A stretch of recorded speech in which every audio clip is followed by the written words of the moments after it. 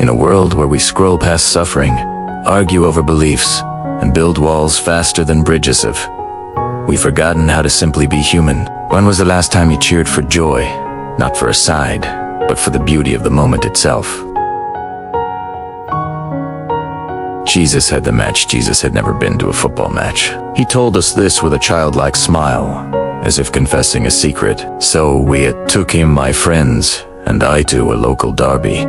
The kind that splits a town in two, the Protestant punchers versus the Catholic crusaders. A clash of faiths wrapped in jerseys and chants. The stadium pulsed with energy.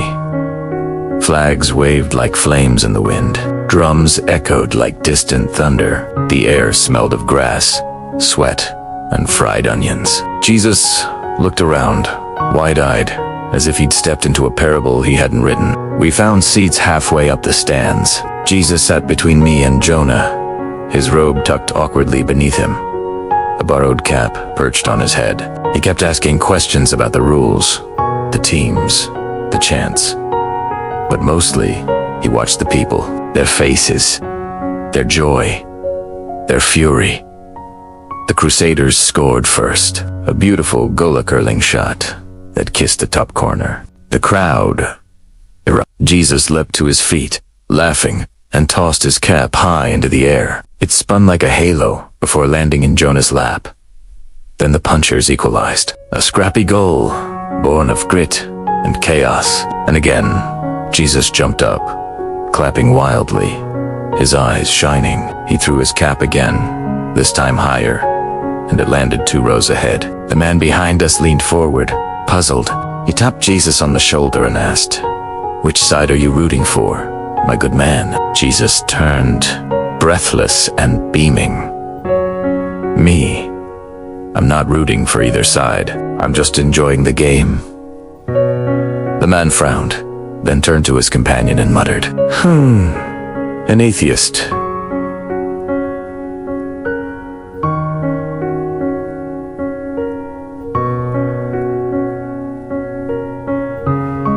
After the match, as the crowd spilled into the night like a river, we walked with Jesus.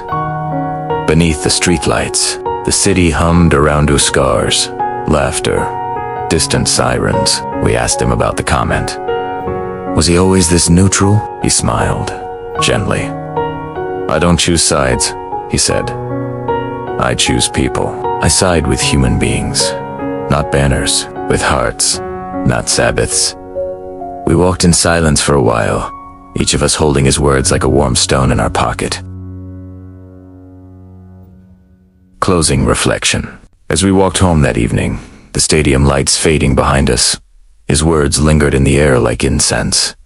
I side people rather than religions, human beings rather than Sabbath. And maybe that's the quiet revolution we need, not louder opinions, but deeper compassion, not sharper lines, but softer hearts. So ask yourself, when did I last listen without needing to agree? Do I love people more than I love being right? Can I celebrate life, even when it doesn't wear my team's colors? Perhaps peace doesn't come from choosing sides, but from choosing each other.